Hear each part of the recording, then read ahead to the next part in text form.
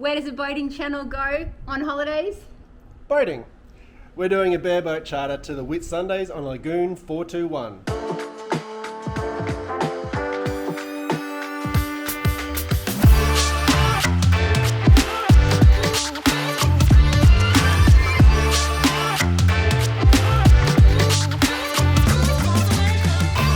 Welcome back to the Rudder. My name's Brooke, this is Damien, and as you can see at the moment we are still at home, but over the next couple of weeks we're actually going to be heading north to the Whitsundays to charter a boat for someone's special birthday. But there's two special someones, and we've got a special guest that's going to be on our channel over the next couple of weeks.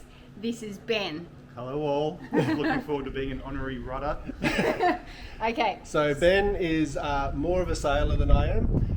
So he's got some tickets, which means we hopefully don't have to do any of the training. So what are we going on?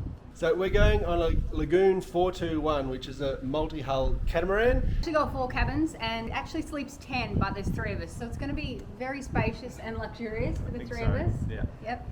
So we're bringing to you a short video today and to ask you what you guys would like to see while we're at the Whitsundays. We're going to make some videos. And Ben also has the Bible, which is the 100 Magic Miles, which you get on a charter boat. Available on every bareboat charter up in the Whitsundays. It is the Bible, so it has everything you need to know. Where to stay.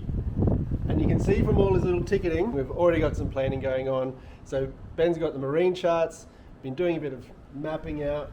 We're just close enough to start getting some wind predictions, which isn't really helpful at the minute. It's saying, half of them are saying northerlies and the other half are saying easterlies.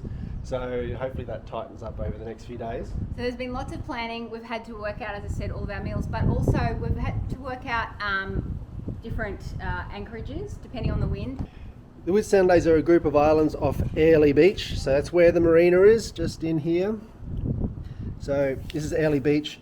And the Whitsunday group of islands are all these inside the barrier reef.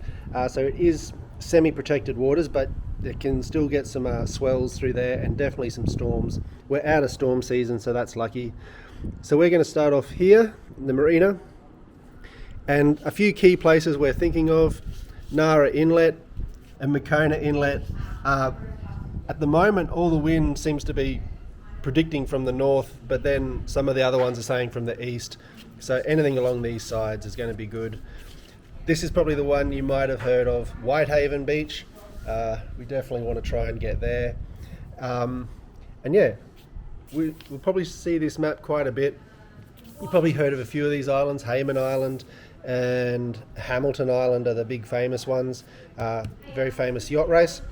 But yeah, and of course this is the Bible, which has everything, and most importantly, it's got all your anchorages and really good setup for how each anchorage works. And some of them have mooring buoys, which we're going to find out a lot more about.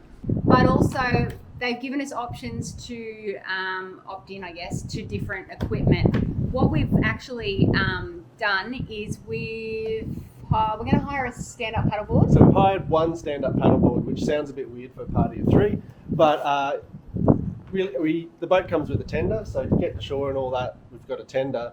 The sup is just for a bit of exercise, because someone goes a bit crazy if they don't get some exercise. I've requested that there be an exercise itinerary, so we'll bring to you a little bit of information about where you go ashore. It's just coming into stinger season, so we've had to hire some stinger suits. Which are gorgeous looking for our frames. And you get snorkels actually come for free. It's the only thing that's free on the boat. Even fishing rods, you had to hire them, but I've got a sneaky solution for that. So yeah, we're in planning mode.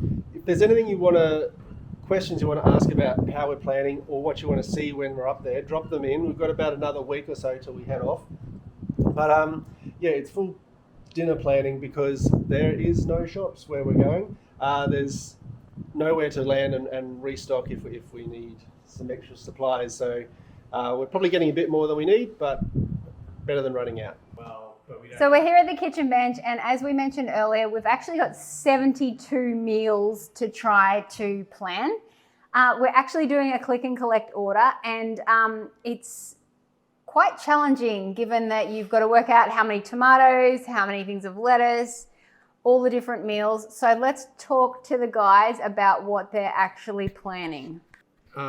We have a plan, But just the little bits are actually the tricky bit. Getting the main protein isn't too bad, but it's all the condiments and sweet chili sauces and How many oils. eggs do we need? How many Yeah. slices of cheese? So at the moment, we've got our meals pretty much planned out. We've got a special birthday meal, which we're probably going to ship up, I think is the plan now. So yeah, Ben's a little bit of a meat snob, so he's decided that he's going to. What are you going to do with your meat? You're going to actually ship it up from Brisbane because we freeze it and ship it up.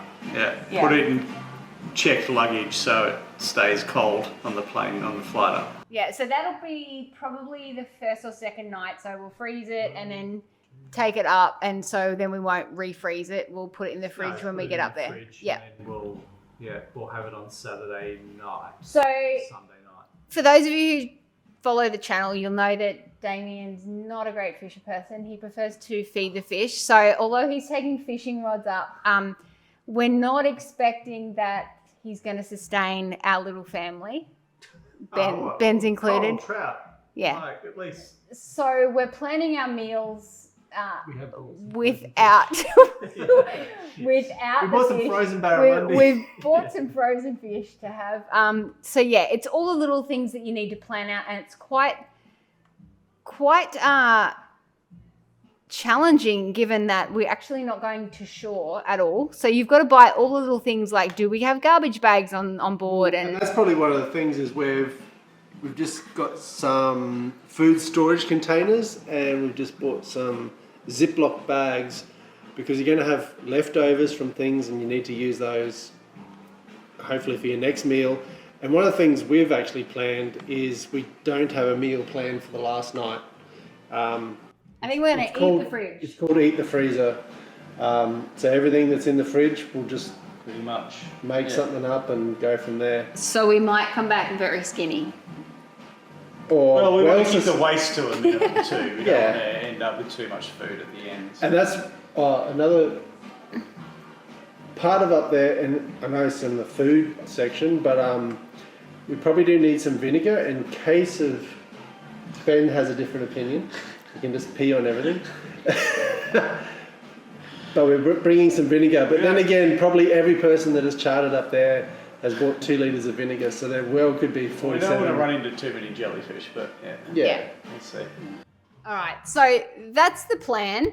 So that's where we're at with our planning. We're about a week out from going up to the Whitsundays. So here's what we're posting this video for. If you've got any ideas, questions, places we should make sure we visit, any tips for chartering, anything, leave them in the comments box below. And we'll bring you some anchorages. But yeah, let us know what you want us to film while we're up there. And yeah, we look forward to catching up as we're floating around the Whitsundays. See you next time on the Rudder.